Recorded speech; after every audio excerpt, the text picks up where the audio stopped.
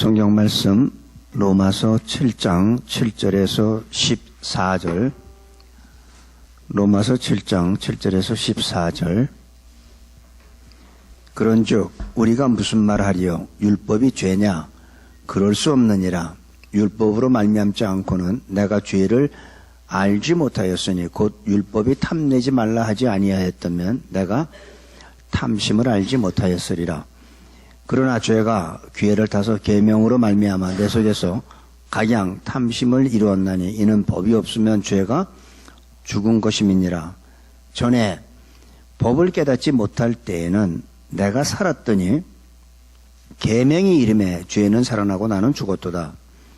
생명에 이르게 할 그 계명이 내게 대하여 도리어 사망에 이르게 하는 것이 되었도다.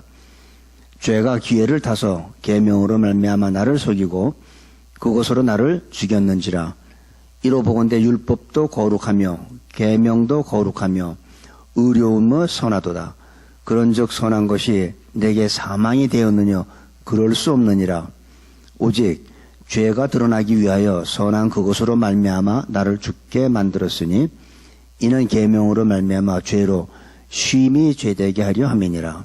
우리가 율법은 신령한 줄 알거니와 나는 육신에 속하여 죄 아래 팔렸도다. 아멘. 우리가 3장부터 보면 계속 그 율법과 그 은혜가 이렇게 나오는데 우리가 이 율법에 대해서 얘기를 듣다 보면은 굉장히 우리가 참 이해하기 힘든 그런 내용들이 사실은 지금 우리가 이 해석하기가 조금 힘든 것들이 많이 나오고 있습니다. 예수님은 지난 시간에 보면 로마서 10장 4절에 보니까 예수님은 모든 사람에게 의를 이루기 위해서 율법의 마침이 되었다 이렇게 말씀을 드렸습니다. 율법 아래 가면은 간음하던 여자가 현장에서 잡혀와서 율법 앞에 가면 돌로 맞아 죽게 되어 있죠. 율법은 간음한 사람은 무조건 간부나 음부나 남자나 여자나 할 거 없이 다 돌로 죽이게 되어 있어요. 그게 율법이에요. 그런데 예수님 앞에 나오면 어떻게 됩니까? 가라. 나도 너를 정죄하지 않겠다. 가서 다시는 죄를 짓지 말라 하는 게 바로 예수님입니다. 그러니까 예수님, 그러니까 은혜와 율법의 차이가 그렇게 큰 차이가 있는데 우리가 예수님을 믿음으로 말미암아 구원받았잖아요. 죄에서 우리는 자유함 받았잖아요. 그리고 또한 예수님을 믿음으로 구원받은 사람들은 율법에서 자유함을 받았다 이렇게 성경은 얘기합니다. 그러면 우리가 여기서 이제 질문이 생겨요. 죄가 나쁜 건 우리는 다 알고 있죠.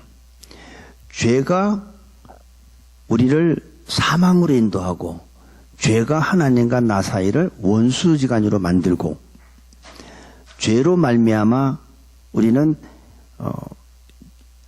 이 마지막이 멸망하게 되는 걸 너무나 잘 아니까 죄에서 우리가 구원받는 건 당연하고 우리가 쉽게 이해가 되는데 율법에서 자유함을 받는다는 것이 우리가 쉽게 이해가 잘 안 되는 거예요. 왜냐하면 율법은 거룩하신 하나님의 말씀인데 그럼 율법이 죄냐? 율법이 잘못됐느냐? 오늘 여기 7절에 보니까 그런즉 우리가 무슨 말 하리요? 율법이 죄냐? 그럴 수 없다는 거예요. 죄는 잘못된 거지만 율법은 그렇지 않다는 거예요. 오늘 12절에 읽었을 때 이로 보건대 율법도 거룩하며 계명도 거룩하며 의로움은 선하다고 그랬어요. 율법은 의로운 거예요. 율법은 거룩한 거예요. 선한 거예요. 근데 우리가 이 죄로부터 우리가 자유함 받고 구원받는 거는 쉽게 이해가 되는데 율법에서 우리가 꼭 자유함을 받아야 되는 이유가 뭐냐? 율법이 그렇게 나쁜 것이냐 악한 것이냐? 근데 성경은 그렇지 않다 이렇게 얘기를 하죠. 죄는 분명히 잘못됐습니다. 근데 율법은 잘못된 것이 아니라 하나님의 거룩한 하나님의 말씀이고 하나님의 법이에요. 모세를 통해서 하나님께서 이스라엘 백성에게 준 하나님의 법이죠. 뿐만 아니라 모든 인류에게 주신 하나님의 법입니다. 근데 문제는 왜 그 하나님의 거룩하시고 의롭고 선하신 그 율법을 우리가 거기서 자유함을 받아야 되느냐 하면은 지난 우리가 3장 로마서 3장 20절에서 잠깐 얘기했어요. 율법의 행위로는 누구도 의롭다고 할 수 있는 사람이 아무도 없다고 그랬어요. 율법으로는 죄를 깨닫게 한다고 그랬죠. 그러니까 이 죄인된 인간, 죄성에 있는 인간은 거룩하신 하나님의 말씀을 지킬 수 있는 사람이 하나도 없다는 거예요. 그게 바로 문제인 거죠. 율법이 잘못됐다는 게 아니라 하나님의 말씀이 잘못됐다는 게 아니라 하나님의 말씀은 거룩하고 의롭고 선하시고 정의롭지만 영원하시지만 그 죄인된 인간이 그 하나님의 말씀을 지킬 수 있는 사람이 하나도 없다는 데가 바로 문제가 있는 거예요. 하나님의 말씀이 잘못된 것이 아니라 그 율법을 지킬 수 없는 우리가 바로 문제인 거죠. 그러니까 오늘 여기 7절에 뭐라고 그러냐면 그런즉 우리가 무슨 말하리요 율법이 죄냐 그럴 수 없느니라 율법으로 말미암지 않고는 내가 죄를 알지 못하였으니 내가 율법에 하나님의 법이 없었으면 내가 죄를 알지 못했다는 거예요. 곧 율법이 탐내지 말라 하지 아니하였다면 내가 탐심을 알지 못하였으리라. 다시 말해서 전에는 내가 탐심이 죄인지 몰랐다는 거예요. 다 그렇게 사는 줄 알은 거예요. 그렇게 안 사는 사람이 어디 있어? 다 그렇지. 그렇게 못 사는 사람이 바보지. 그리고 그런 거에 대해서 이렇게 심각하게 죄라고 생각하지 않았는데 어느 날 하나님의 말씀을 탐하지 마라 라는 말씀을 듣고 보니까 이게 죄라는 거죠. 그러니까 이것도 죄 저것도 죄. 평상시에 죄로 생각하지 않았던 것들이 다 죄라는 거예요.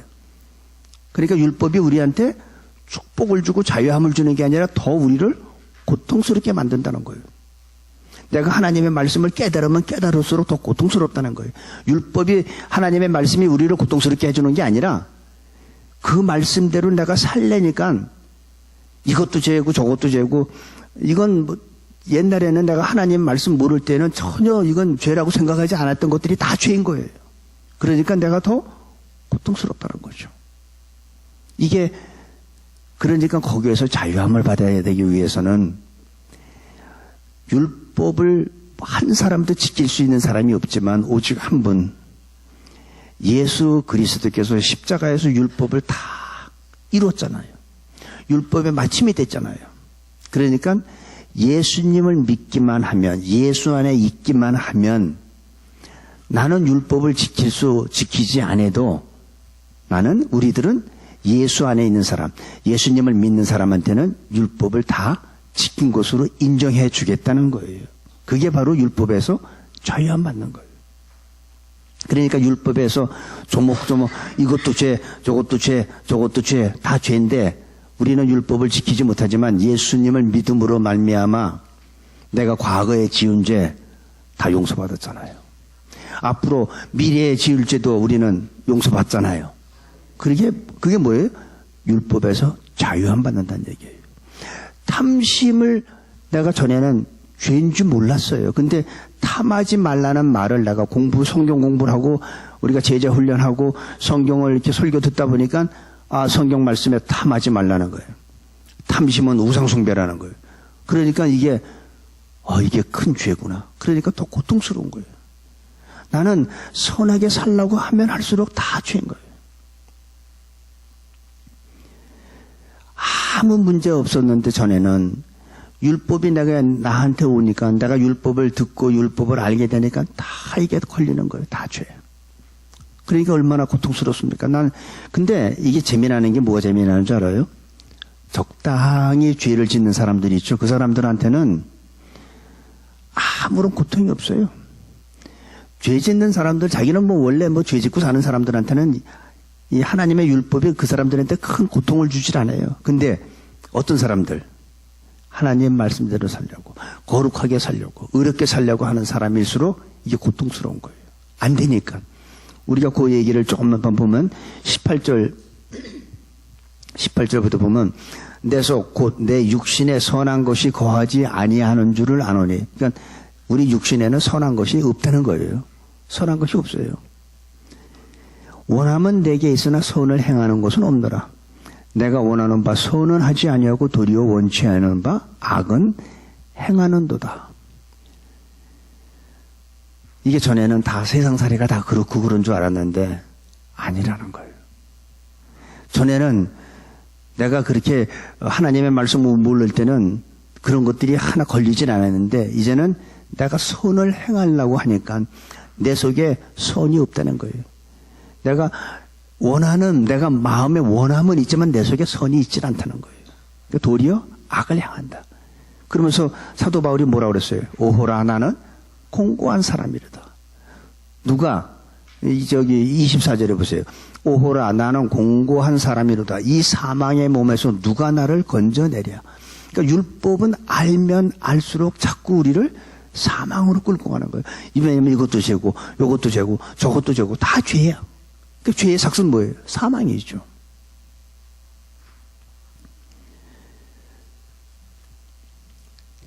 전에는 적당히 넘어갔는데 하나님의 말씀인 이 계명을 받은 후에는 죄가 분명해졌다는 거예요. 전에는 남을 미워하는 것도 남을 무시하는 것도 남을 비판하는 것도 죄인 줄 몰랐는데 말씀을 듣고 보니까 이게 다 죄야.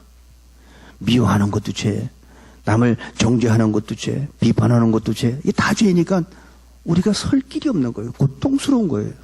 내가 하나님 앞에 하나님 말씀대로 살려면 살수록 더 고통스러운 거예요.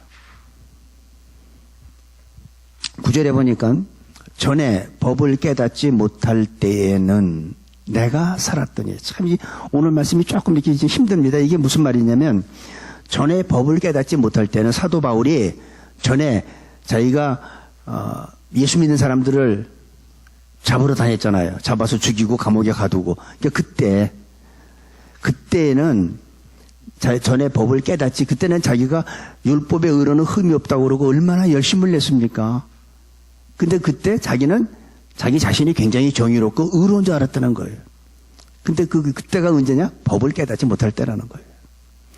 그러니까 지금도 마찬가지예요. 성경을 아무리 많이 읽어도 성령의 감동함으로 이걸 깨닫지 못하면 자기가 믿음이 좋은 줄 알아요. 자기가 정의로운 줄 알아요. 자기가 의로운 줄 알아요. 그러니까 예수 믿는 사람들을 사도 바울은 막 잡으러 다니면서 잡아서 감옥에 넣고 죽이고 했잖아요. 그게 자기가 정의로운 줄 알고 그게 바로 하나님을 위하는 건 줄 알고 깨닫지 못했을 때 전에 자기가 법을 깨닫지 못할 때에는 그때는 뭐였어요? 내가 살았더니 그때는 자기가 살았었어. 내가 정의롭고 내가 가장 의롭고 내가 하나님을 가장 사랑하고 잘 믿는 사람 자기가 알았다는 거예요.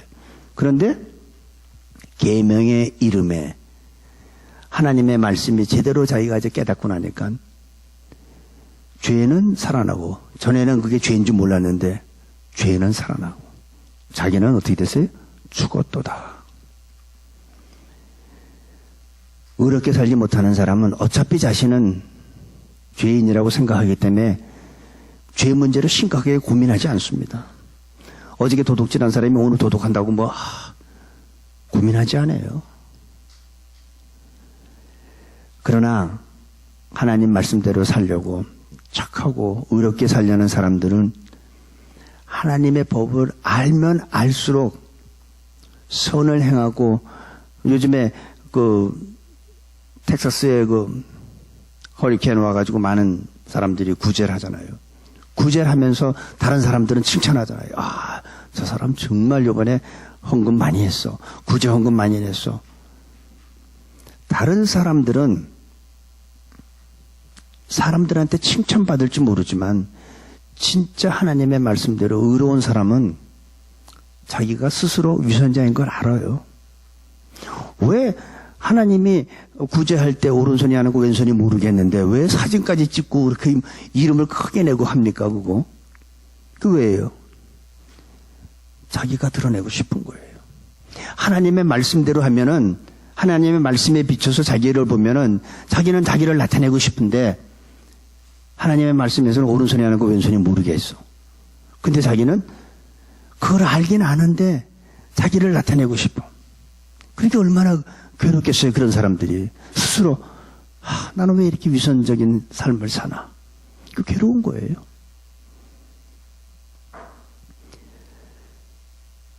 율법이 그렇게 우리를 괴롭게 만드는 겁니다. 하나님의 말씀을 모르면 그건 괜찮아요. 나 정도 하는 사람이 어디 있어? 나만큼 구제하고 나만큼 사회에 헌신하는 사람이 어디 있어? 하는데 하나님의 말씀을 알면 알수록 너는 이미 네 상을 받았다. 하늘나라에서 받을 것도 없잖아요. 오른손이 하는 거 왼손이 모르게 하라는데.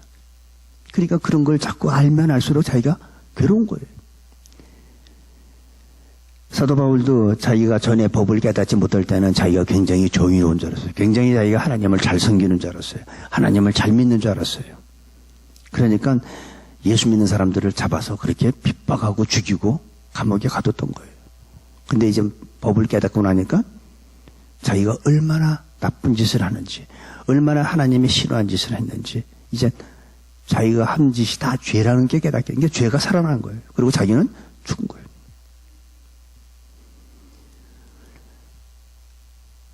율법에서 내가 하나님의 말씀을 지키려고 내가 고통스럽게 자신과 싸우는, 여러분 신앙생활은요 자신과 싸움이에요. 남하고 싸우는 거 아니에요. 와이프하고 남편하고 싸우는 거 아니에요. 내 자신하고 싸우는 거예요. 내 자신 속에 하나님의 말씀대로 선하고 의롭게 살려고 하면 할수록 하나님의 말씀이 와서 자꾸 나를 고통스럽게 하잖아요. 너 왜 그 용납 못하니? 너 왜 선을 알면서도 행치 아니했니? 이게 다 죄예요. 그러니까 오라 나는 공고한 자로다. 이 사망이에요. 죄의 삭은 사망이니까 이 사망의 몸에서 누가 나를 건져내랴. 이게 사도 바울의 고백이었습니다. 사실 사도 바울만큼 기독교에서 위대한 인물이 어디 있습니까? 신약성경 반 이상을 13개를 썼는데 누가 그런 사람이 있어요? 사도 바울만큼 이 기독교에서 사도 바울만큼 위대한 인물 없어요. 그런데 그렇게 위대한 사람도 자기는 공고한 사람이라고 했어요. 그가 하나님 앞에 서면 쓸수록 자기의 모습이 좌절감. 나는 왜 이거밖에 안 되나? 그런데 우리는 오죽하겠습니까? 우리가 진짜 하나님의 말씀대로 살려고 내가 몸부림치면 내 자신과 싸우면서 난 이거밖에 안 되나? 나는 왜 또 그 사람을 미워했나? 그 사람 마음을 내가 또 왜 아프게 했나? 나는 언제까지 이런 모습으로 살아야 되나? 하나님 앞에 예배드리는 나의 모습을 보면 이건 건성으로 다니는 거지, 건성으로 믿는 거지, 진짜 내가 진실로 믿는 사람인가? 하나님의 말씀을 알면 알수록 우리는 고통스럽다는 거예요. 율법이 우리를 고통스럽게 하는 게 아닙니다. 율법은 절대로 우리를 고통스럽게 하는 게 아니에요. 율법을 지키지 못하는 우리 자신이 고통스러운 거지. 하나님의 말씀은 선하고 의롭고 정의로운 거예요. 영원하고. 그러다가 사도 바울은 자기는 선을 행하고 싶은데 선을 행할 능력이 없다는 거예요. 그러면서 나중에 바울의 고백이 뭐 어떻게 바뀌었습니까? 나는 죄인 중에 괴수다. 자기 스스로 보니까 그렇게 하나님의 일을 하면서 변화되어 가지고 그렇게 위대한 인물이었지만 자기가 하나님의 앞에 서면 스스로 거룩하신 말씀 앞에 자기를 비춰볼수록 하나님의 말씀은 성령의 거울이잖아요. 성령의 거울로서 자기 자신을 비춰보니까, 말씀에 비춰보니까 자기는 죄인 중에서도 그냥 보통 죄인이 아니라 죄인 중에 괴수라는 거예요. 그런 고백이 나오는 거예요. 하지만 우리에게는 율법만 있는 게 아니라 바로 예수 그리스도가 있기 때문에 우리한테는 소망이 있는 거죠. 내가 의롭게 살려고, 내가 진리대로 살려고 하면 할수록 자신이 부끄럽잖아요. 내가 목사인데, 내가 누구를 마음속으로 또 흉봤네? 누구를 미워했네? 이게 얼마나 부끄럽습니까? 여러분은 모르잖아요. 근데 누가 알아요? 하나님이 아시잖아요. 너 목사가 왜 그 정도밖에 안 되니? 네가 그 정도인데 너한테 속해 있는 양떼들이 오죽하겠냐? 네가 그 정도인데. 그럴 거 아니에요. 내 양을 먹이려 했는데 네가 그 정도인데 뭘 먹을 게 있냐 너한테서. 이게 부끄러운 거예요. 목소리도. 10절에서 14절까지 보니까 생명에 이르게 할 그 계명이 내게 대하여 도리어 사망에 이르게 하는 것이 되었도다. 여기서 보니까 생명에 이르게 할 계명 앞에 가면 갈수록 내게 그것이 사망이 된다고 합니다. 율법 자체가 우리한테 고통을 주는 건 아니라고 제가 좀 아까 말씀드렸죠. 그 거룩하신 하나님의 율법을 지키지 못하는 내가 문제라는 거죠. 그래서 율법 앞에 서면 우리는 자꾸 좌절하는 거예요. 절망하는 거예요. 근데 율법을 다 이루신 율법의 마침이 되신 예수님 앞에 서면 어떻게 돼요? 절망이 아니라 예수님은 율법은 우리를 절망스럽게 하고 또 내가 죄에 이것도 죄, 내가 또 죄진 것만 자꾸 드러나지만 예수님 앞에 서면은 예수님은 뭐라 그래요? 수고하고 무거운 짐진 자들아 다 내게로 오라. 내가 너희를 쉬게 하리라. 이게 예수님이에요. 율법 앞에 가면 우리는 죄지만 이것도 죄 저것도 죄 다 죄지만 주님 앞에만 가면 수고하고 무거운 짐진 자들아 다 내게로 오라는 거예요. 너희는 마음에 근심하지 말라. 하나님을 믿으니 또 나를 믿어라. 이게 예수님 앞에 갔을 때 우리의 모습이에요. 예수님은 십자가에서 피 흘리시면서 율법의 완성이 됐잖아요. 율법의 마침이 됐잖아요. 율법을 다 이루어 주시잖아요. 다 이루었다. 그러니까 나는 율법을 못 지키지만 내가 예수님을 믿기만 하면, 내가 예수 안에만 들어가기만 하면, 그 은혜 안에 내가 들어가기만 하면 나는 율법을 지키지 못했어도 다 지킨 거로 인정해 준다는 거예요. 이게 은혜예요. 이걸 우리는 알아야 돼요. 이걸 깨달은 사람들은 감사할 게 밖에 없어요. 내가 입이 10개라도 할 말이 없는 거예요. 하나님 앞에. 뭐가 할 말이 있어요?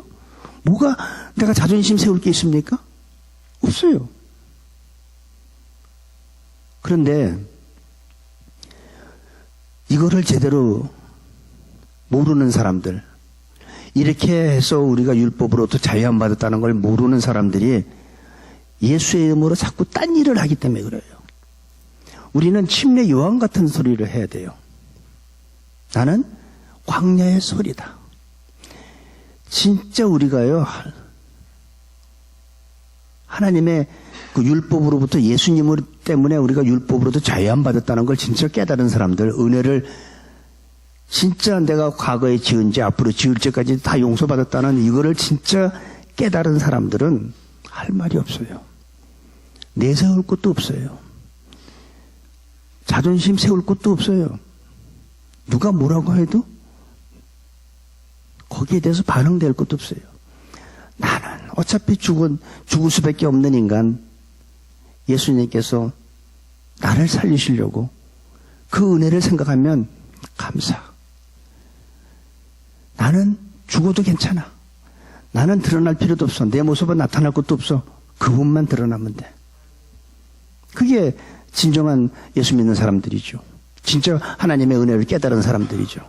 근데 그걸 깨닫지 못한 사람들이 바로 엉뚱한 일을 하니까 세상 불신자들이 예수 안 믿는 거예요. 교회 가봐도 별것도 없어. 교회 가면 뭔가 좀 다를 줄 알았는데 교회 가보니까 세상이랑 뭐 다를 것도 없어. 서로 그냥 뭐 교회 내에서도 뭐 분쟁이 일어나고 서로 싸우고, 뭐 담임 목사하고 부목사하고 싸우고 장로하고 목사하고 싸우고 똑같아. 그러니까 교회 가봐도 별게 없는 거예요. 그렇다고 예수 믿는 사람 보면 뭐가 좀 다르냐? 그것도 별거 없는 거예요. 그러니까 그 사람들이 안 믿어요. 세상 사람들이, 불신자들이 예수님을 믿기에 가장 힘들게 하는 사람들이 누구냐면 바로 우리들이에요. 우리들이 그런 삶을 살지 못하니까 세상 사람들이 안 믿는 나나 믿는 당신 내나 뭐가 달라? 내가 볼 땐 내가 더 나은데. 그래서 전도가 안 되는 거고 그 사람들이 예수님을 안 믿는 겁니다. 예수를 믿는다면서도 또 어떤 사람들은요, 또 이상하게 사회를 시끄럽게 합니다. 뭐 특별히 단적으로 얘기하면 이단들이죠. 예수의 이름으로 이상한 소리 하는 사람들이 있죠. 자기네 교회에 와야지 구원이 있다. 당신이 다니는 교회에는 구원이 없대.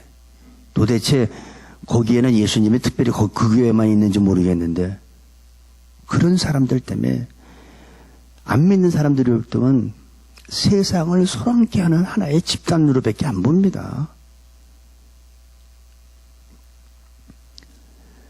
사람들이 이렇게 된 것은 이 복음의 진리를 제대로 깨닫지 못해서래요.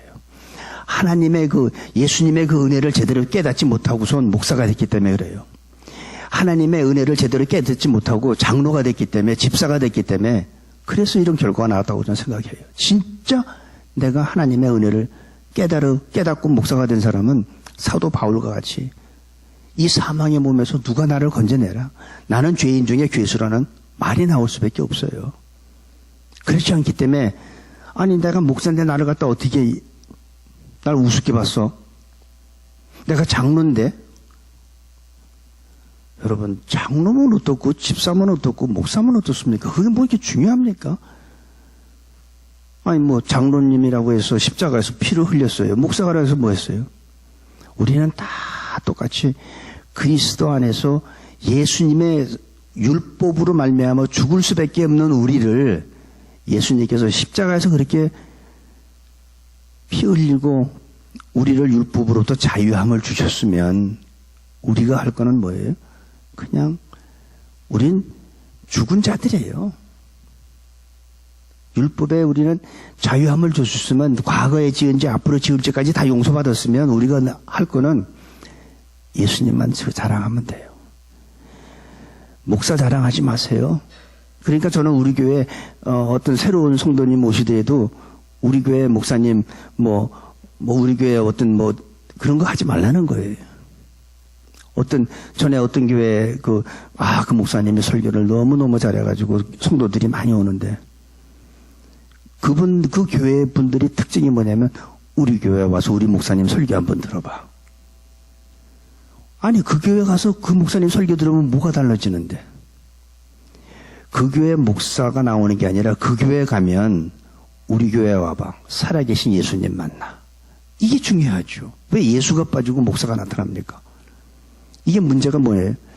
진정으로 하나님의 은혜를 깨닫지 못하고 목사 됐기 때문에 좀 그렇다고 생각해요.